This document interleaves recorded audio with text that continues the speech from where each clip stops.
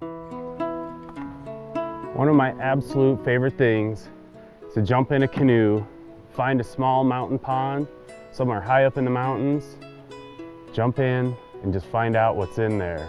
A lot of times you'll find a beautiful environment, and every time you'll have a nice, relaxing experience, as long as the fish are biting. So follow me down this short little portage through the timber to a beautiful mountain pond. All right, Ariel, lead the way, girl. And if you want to carry the canoe, I won't stop you.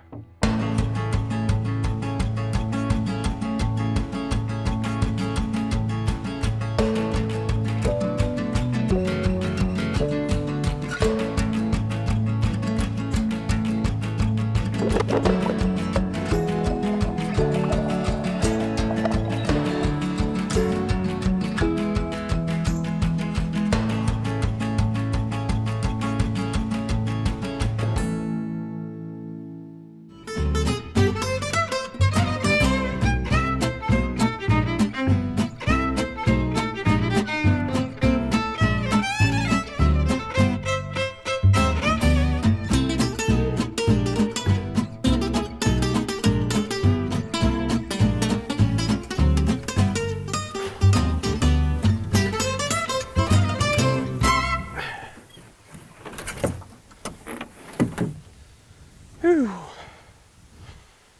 Well, that was a little bit of a jaunt. Not too bad. Canoes are easy to carry, easy enough. And we're here at the shoreline and I'm just gonna load the gear. Sometimes you gotta make two trips. One to go back and get the gear. I was able to bring most of it down on one. So after we load the gear up, we'll put in. The wind's blowing at my back towards you. And so first technique I'm gonna do, I can see right away, I'm gonna paddle up into the wind, do the hard paddling first so that if I get stuck in a windstorm or something, it won't be so hard to get back to where I put in. So we're gonna paddle into wind, then we'll set up and I'll show you the techniques I'm gonna use for fishing a mountain pond.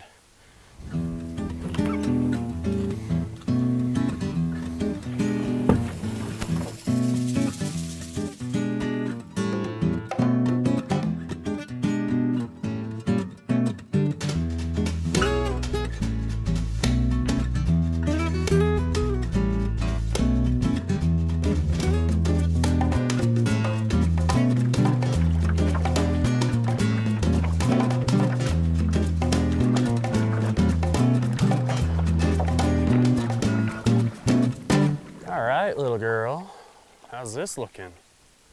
Looks like we got a bunch of down timber, an old forest. Looks like a log jam probably made this pond. It was originally just a creek channel, so I bet if we find the original creek channel, we will certainly find fish.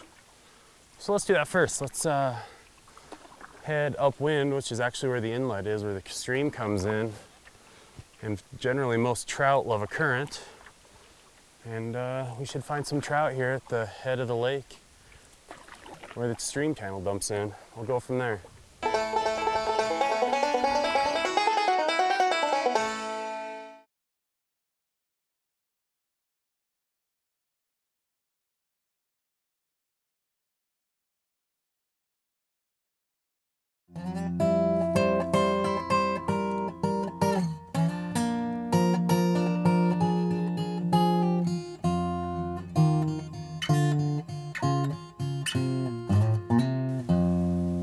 Well, the wind has me drifting kind of quick, actually. I can use one hand with the paddle and try to slow myself down, but it's a really small, there's a lot of trees here that kind of protect me from the wind, but overall, still getting pushed pretty hard. One advantage is I can cover more water as I drift. The disadvantage is that I could just run smack dab into a bunch of these trees that we passed on the paddle in. So right now I'm just kind of exploring the pond. It got really shallow up at the inlet, so I drifted out a little ways. And I saw some fish coming up, so I'm throwing on a dry fly, a Royal Wolf, just a classic attractor fly. And below that I have a green wet fly dropper, unnamed. A bunch of fancy materials I got from Dave Downey in Scotland, who we've mentioned before. Got a little 7.5 foot fiberglass rod, just a classic glass rod, and actually a pretty classic glass canoe. There we go. Oh, missed it. There's a bunch of little brookies in here. Let's see if I can bring one to hand and get a better look. Little guys are hard to hold on to. They don't have any mass to pull against, so they can actually be harder to catch than big fish. So there's the wood stumps I can bump into, and it's actually kind of holding me up. Just drifting off. Now it's just like bass fishing. I'm fishing around all these little pieces of trees just sticking up. It's cover for fish, and good spot to fish. Fish it hard. There's a little take. Feisty, feisty. Yeah, absolutely. It's that brookie. Just a very typical mountain fish. Beautiful in every way. I'm gonna throw it right back in. The summer heat's getting pretty hot. Brookies are invasive, but it's kind of all that's in the system.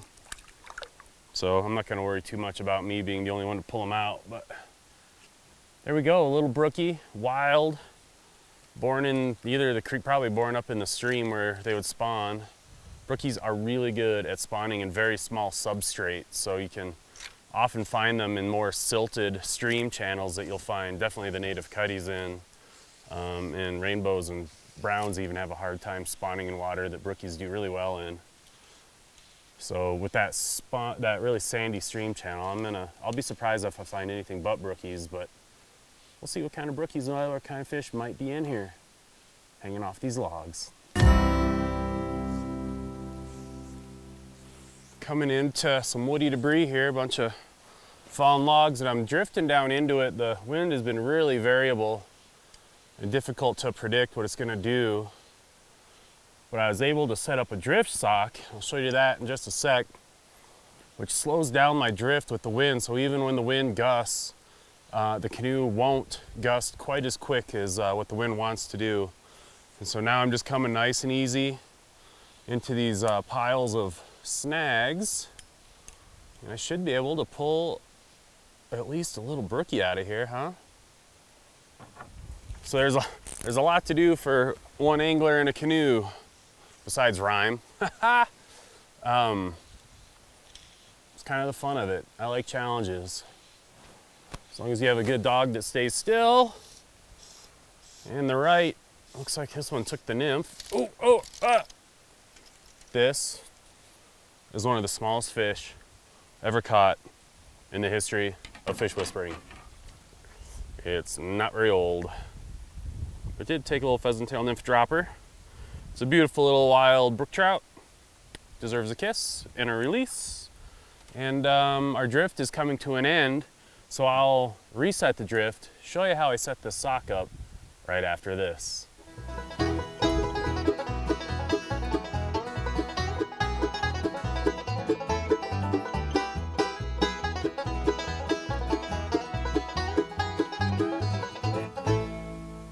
Fishing the log jams. Oh, there we go. And it's gone. Looks like a typical little brook trout that we've been getting out of here, just a couple inches long. Really quite tiny, and a good example of what a non-native can do in this setting of most of the West. I mean, they're native to the East where they're used to a different environment, and they get out west and the environment just seems so perfect. And they do too well. They stunt themselves, they eat everything. The habitat that they can spawn in is just about limitless. So brook trout stunt themselves. They use up all of their local resources. Well, not all, but most of the important stuff. And they don't get very big. It's important when that happens that if you are gonna kill fish, that you kill the smaller ones.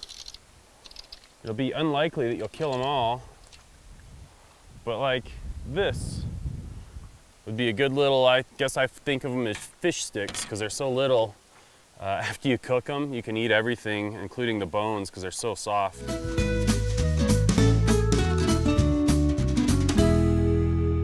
Okay, sock demo. This is a drift sock filled with water that's now in my canoe. Lightweight, easy to carry when you're packing something. I didn't want to bring an anchor because anchors are so heavy. But I'm going to get this set right now and show you kind of what it can do and how it'll help you slow down your drift, similar to an anchor. It won't set you still, but it'll slow you down so you can still fish effectively on small mountain lakes where you're packing your canoe in, or a float tube or whatever. Just kind of drop it in. Generally there's a weighted side and a float side. If that's the case, obviously put the weights down and then let her just kind of go away from the boat. You'll follow that line. I've got a carabiner here because it helps add a little weight, and you float nice and easy and you start fishing.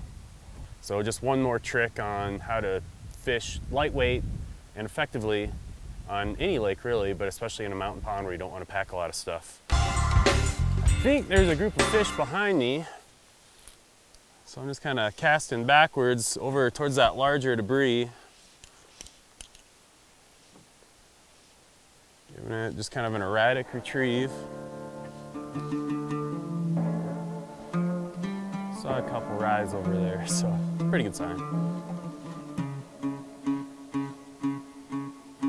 All right, letting it sink, just feeling it out, kind of giving it a little countdown. Still keeping a little tension on the retrieve.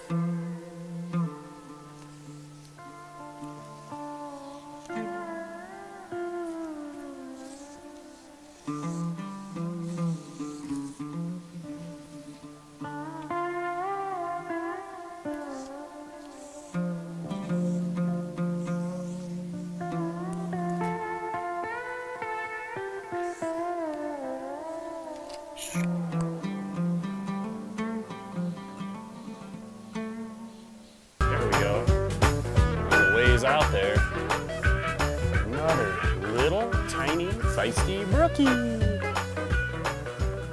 All right, well, this is a big one for out here. I'm pretty sure we got the technique down. We got what they're hitting on. They're hitting mostly those nymphs. They did come up, hit the royal wolf often enough. They just didn't get it in their mouth.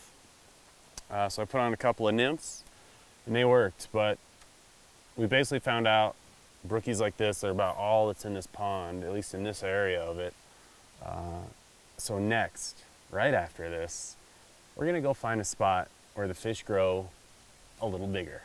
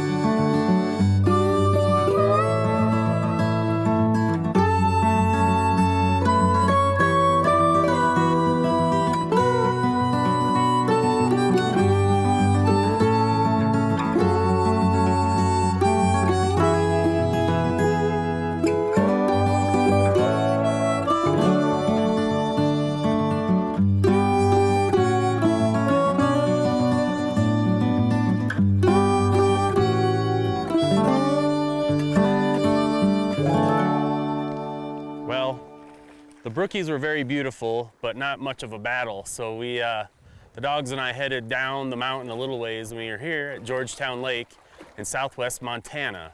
Georgetown Lake was a lake to begin with, but it's now dammed up. It's a much bigger reservoir, and there's a large diversity of fish species here. So it'll be interesting to fish this. It's a little bit more productive, more organisms. It's a little warmer water habitat than higher up in the mountains, and we should find more and larger fish. So let's get out on the water in the canoe and find out what's in here. All right, girl, here we go.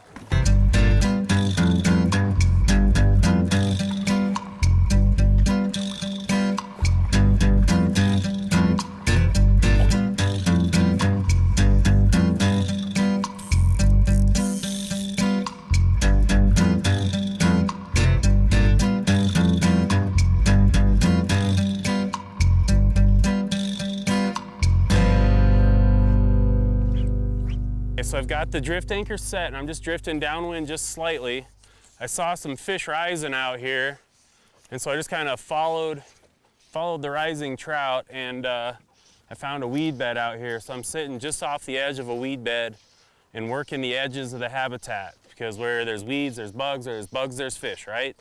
So I'm just gonna work it, and sometime in here we'll find a feeding fish. I'm fishing a sinking line and an 8.5 foot about a 6-weight Fenwick fiberglass rod from late 60s probably. It's a little bit heavier. I'm throwing a 5-ish weight type 5 sinking line. So this type 5 line is gonna give me a nice kind of middle sink range to get down deeper, right at the base of the weeds preferably, and then I'll strip my line in, give it a lot of action so it'll look like an insect trying to get away. Maybe a damsel, maybe a big old fat mayfly. And by imitating the insects trying to get out of the weeds, should be able to get a fish in. That is, if the jet skiers don't ruin everything. Wow, what a beautiful fish. Absolutely stunning. Oh, looks like a rainbow.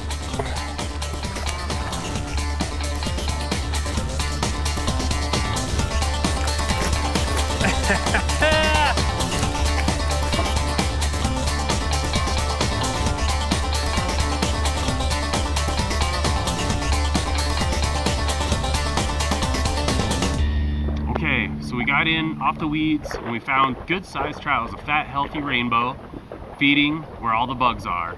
And I'm not sure I was really imitating a bug per se. I was using this little sparkler pattern, which is a pattern I learned actually, it's using Dave Downey's fly tying materials, who we featured before on Fish Whispering.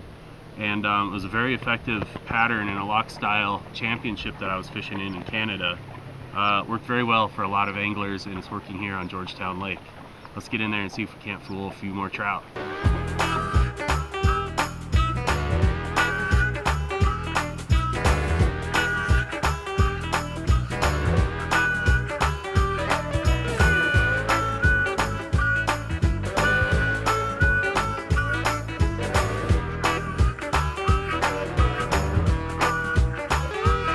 Oh, look at that guy!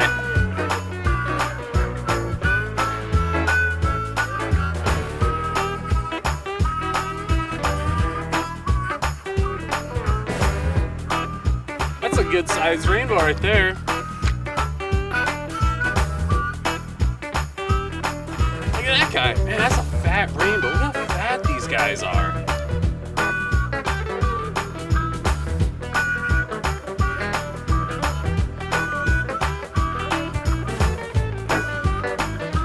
Took that sparkler pattern has really been the choice meal for a lot of these fish.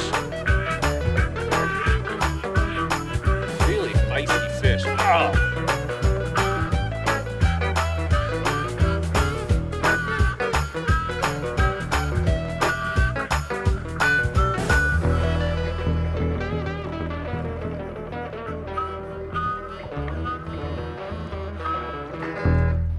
So fishing the weed beds with a sinking line was a very effective way to get the fish.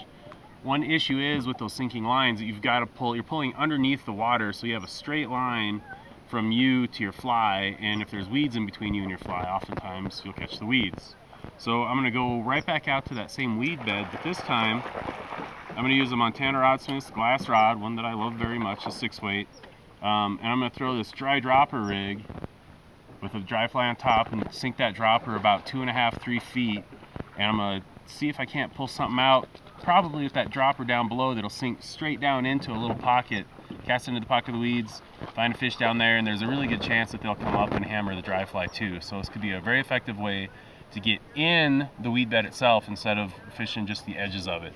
So we'll see right after this if the dry dropper method will work as well as planned.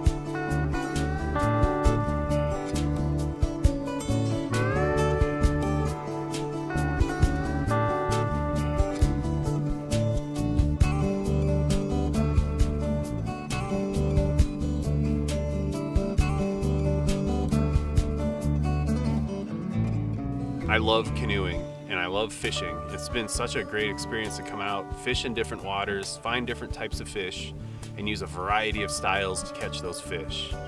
Little tiny brookies all the way to some really good sized rainbows. It's been a great experience. And man, I tell you, no matter where you go, try a canoe every once in a while and see if you just don't get a little bit addicted. So I tell you what, it is really hard to not canoe and catch fish.